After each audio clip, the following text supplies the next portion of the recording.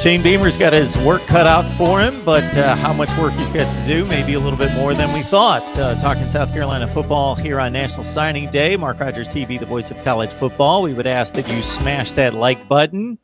You also subscribe to the channel. That way you hit the bell for the notifications to know when we go live. We got Will Gunter on the line from 107.5 The Game, the all-new early game. Will, our guy there in Columbia, South Carolina. Will, how are we doing tonight? It's as I look out the window, it's cold. It's a little rainy here in town. It's beginning to look a lot like Christmas. There's presents under the tree. The tree is decorated. I was actually, as we wrap this up, I'm going to try and do a little bit of baking and maybe watch some Christmas Vacation. Enjoy the evening. So it's beginning to look a lot like Christmas here. Well, when you say try baking, does that mean you can't bake and you're going to give it a shot, or does that mean you really know what you're doing, but you're just kind of throwing it out like that? I'm making an effort this year. I'm making a legitimate effort. I think I made Chex Mix the other day. I could have gone and bought it. I wanted to make Christmas Chex Mix, and by that I wanted it flavorful. I wanted it to either have a flavor or to be so overpowering that you said, I see what you did there. Cut back on it a little bit. And I think what I did is just make regular Chex Mix that you can go buy at the store. I think I figured out I had just the right ingredients of Worcestershire, butter, little garlic, some salt to make exactly whatever it was I did. It was Chex Mix, and that's not what I'm going for. I want something that's got a personal touch. Tonight, I think we're going to do some Buckeyes, maybe some peanut butter balls, and see what we get there. So I grew up doing that. Time to give it a try. When you transition from salty to sweet, you're talking my lingo now. I'm all about that. We got the Christmas cookies and the chocolate chip cookies and the ice cream all tucked away in the kitchen right now.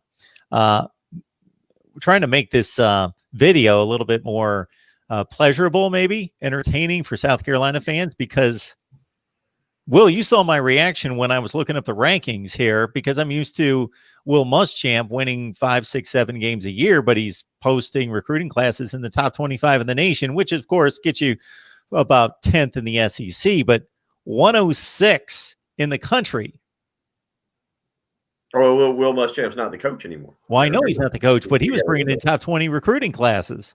This has been something that's coming. If you obviously, I could see it coming last year. I really don't think Will Muschamp got enough credit for last year's recruiting class. They were 4-8. And let's start. That's when this started. What happened today? What's happening right now started a year ago when South Carolina went 4-8, and you had board of trustees members, you had the president, you had the athletic director openly talking about his job. And I say he didn't get enough credit last year because despite all that happening in November of 2019 and finishing 4-8, being blown out of the stadium, a home game, by Clemson, he still managed to land a borderline 5-star running back in Marshawn Lloyd. He still managed to land an Elite 11 quarterback in Luke Doty. He held on to an elite linebacker, a 4-star linebacker in Mo Kaba. He landed a 4-star defensive lineman in Alex Hunley. And then on all that, he somehow landed 5-star defensive lineman and top 15 national prospect Jordan Burch. And I think he deserves a lot of credit for that, because there was really, at that time, you could see the writing on the wall in November of 2019 for Will Muschamp and for South Carolina football. Being a person who's covered recruiting for both ESPN and 24/7 Sports, you never recruit your current year, you recruit a year in advance. And so at that time, I said, oh boy, 4-8. And these guys talking about him, 2020 is going to be a rough class unless he can really, really get out there and prove people wrong in 2020. Well, obviously, they were 2-5 and he got fired, and they finished 2-8. Fast forward to today, you have a coaching transition. You had a class that, to begin with, even if Will Muschamp had stayed, was probably close to 50th in the country. You lost some really good commitments. They did lose a kid, Bryce Steele, a linebacker from North Carolina that I really liked, that went to Boston College. They lost a 6'5", 210-pound kind of defensive end Buck linebacker in George Wilson that I actually did not see who he committed to today. I think he committed probably to Florida State. He was going to choose Auburn, and then Gus Malzahn got fired, so I think he chose Florida State if he chose anybody. But you saw the class start to come unglued, and it's a whole nother conversation for probably a whole nother episode. But what Shane Beamer is doing now is his setting up of the South Carolina staff was never meant to be in place by today, just to land recruits. And let's be honest, it's a weird year to begin with. You got championship games this weekend. That's never happened. You've got coaches who are still coaching. South Carolina's not named an offensive or defensive coordinator. There's a lot of things happening right now. And I think in a way, it's by design. It's what Shane Beamer wants. He was not going to sell out. One thing I listened to Shane Beamer today talk about is loyalty. And not just loyalty to his team and his staff, but also to coaches who may be considering coming to South Carolina and not putting their name out there so that it drags down that other team and that other team's recruiting class. And I think Shane Beamer, to me, having watched this happen in years past, showed a lot of character today. I don't know if that'll translate to victories. That's what it is all about at the end of the day, is wins. But I did see a level of Shane Beamer and a reason why he's so highly respected in the coaching industry, because right now we're talking about Jay Bateman or I believe it's John Heacock at Iowa State. Jay Bateman, the defensive coordinator at North Carolina, or John Heacock, the defensive coordinator at Iowa State. The easiest thing in the world to do is to leak that information, and I guess it's kind of been leaked because I know about it, but it's to really leak it and say, hey, it's this guy or it's that guy, and it's probably going to be this guy, and then you mess with that recruiting class and you kind of mess with that guy's reputation. Shane Beamer didn't do it. You've got the statistic up that I can see right now, 14th in the SEC, 106 nationally. It was never about today. It's going to be about hitting the transfer portal. It's going to be about bringing in what junior college prospects and what guys are still available in January. But it's honestly also about what seniors can you get to come back next year that typically you wouldn't have. And then a freshman class that was the 19th rated class in the country last year. I just talked about some of those guys. They're freshmen again.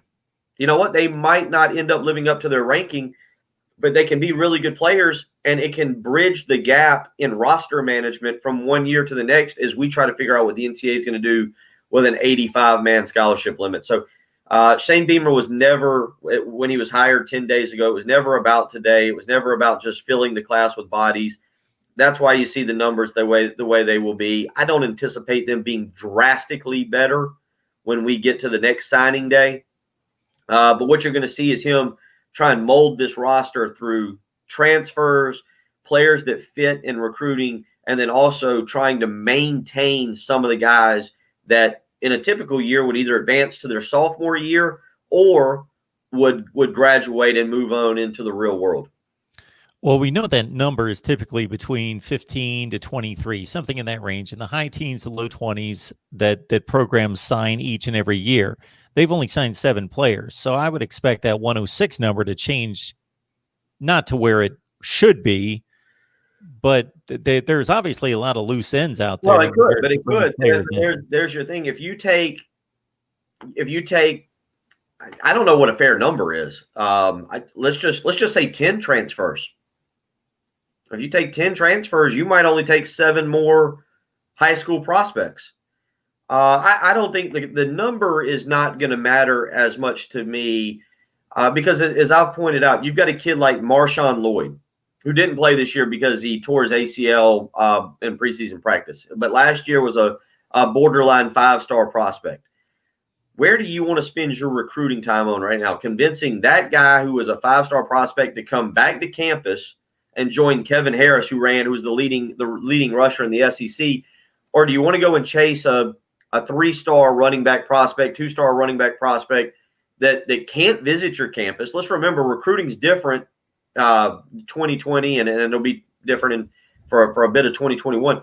You can't get these kids onto campus to sell the football operations building that is phenomenal down here. You can't get them on campus to show them the football stadium or the campus itself, or take them down to Village Idiot for a pizza and show them around kind of the nightlife, the campus area.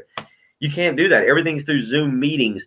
You're going to have to rely on the transfer portal, and again on convincing some of your own team that they need to stick in there, and they need to hold in and to get back to that 85-man scholarship limit. If you do it right, it'll pay off. It will pay off, because you're going to see teams in the next 2 or 3 years try to figure out how to get back to that 85-man scholarship limit. And we don't know how the NCAA is going to do that, but it's going to require management, and most importantly, it's going to require wins. It all sounds good on December 16th. It will be awful if we're sitting here a year from today and South Carolina goes 4-8 again, and everybody's questioning the Shane Beamer hire. So it comes down to wins, really, to resolve this situation, and we won't know for another 2 or 3 years if they played this correctly. It's a day in which college football fans, 90-some% of them, latch on to one number, and that's the national rank of the recruiting class next to that particular team. And if they look at South Carolina, they're going to be shocked. They're going to do a double take like I did. I looked at do I got basketball? What do I got going here? But when it comes right down to it, yeah, there's a lot more involved every year, but certainly this year in regards to that senior class possibly coming back. And then, of course, as you mentioned, with the transfer and the transfer portal being just a completely free agent aspect to college football that we've never seen before. Yeah, I mean, South Carolina's got he talked about it in the press conference. I want to say seven seniors that hypothetically could come back. I'm not a draft analyst. I don't ever pretend to be. But that I don't think are draft-worthy prospects. One of them is the tight end, Nick Muse, who is coming off an ACL injury from 2019, is a good prospect. He's a good player. His brother, Tanner Muse, was a very good safety at Clemson. Nick has had some good moments, but tore his ACL. He was a senior. He could go pro. I don't know if he'd be drafted, but, when you come off those ACLs, not everybody heals in 6 months, and he tore it in November of 2019. Given the COVID restrictions and how you can work out, all the things that were involved in May and June and July, I don't know if he was able to rehab. It seemed like he started the season slow. Nick Muse is a guy that if he comes back, that's a major part of the offense in 2021. Jabari Ellis is a defensive lineman who's been in college for 5 years already. And you know what? If you get a guy back like that for his 6th year, and he started a good bit this year, but he didn't have a great year. He had a good year, not a great year. Look, the defense stunk as a whole. Nobody had a great year. But if you get a guy back like that, would you rather take a guy like that who can contribute right away, or do you want to go out and take a chance on a mid or low 3-star who's going to need time to develop? One thing about this hire, Shane Beamer is going to be given a little bit of a honeymoon. He's going to be given some time, but he's not going to be given a ton of time. You can't come out of the gate and go 3-9 or 4-8 next year, especially when 3 of those games are against Eastern Illinois, Troy, and a trip to East Carolina. So that should be 3 wins, not counting a game against Vanderbilt. The rest of the schedule we'll have to figure out and see who's good and who's not when we get around to August. But you're not going to have that time frame. So Shane Beamer's got to win. So if you can convince some of those guys and they eat up those scholarships, so be it. You got to do it. It's a weird year for recruiting. And I'll be honest, as a guy who did recruiting, when you look at analyzing for people who are real good in the industry, Rusty Manziel is really good in Georgia. The fact that these kids weren't able to go to camps as much as they typically do and be seen by college players, college coaches, hurts their rankings. I think you got to be very careful labeling the 5-star guys, the elite 4-star guys, what they are, and expecting them to come in and be elite right off the bat. There's a kid that South Carolina landed today that I really like, Nicholas Barrett, a 6'4", 320-pound defensive lineman out of North Carolina, is a guy that I talked to a lot of people. He's got a bunch of raw talent. He didn't get to play his senior year. Big kid, didn't get to play his senior year, and there's a lot of people that I talked to that I trusted. If he plays his senior year, he probably gets some much, much bigger offers because he was developing. There's a chance he doesn't stick in this class. He's going to need development when he gets on campus. He just missed a year of football. But you're also going to have to watch that when it comes to recruiting rankings. We know Alabama landed some elite guys. We know Ohio State did. Georgia, LSU, Clemson, those top 5 schools, they got great classes. They'll stockpile talent. You get past about 10, I'm going to tell you right now, not being able to evaluate those kids and see them a little bit is going to come back to haunt some coaches.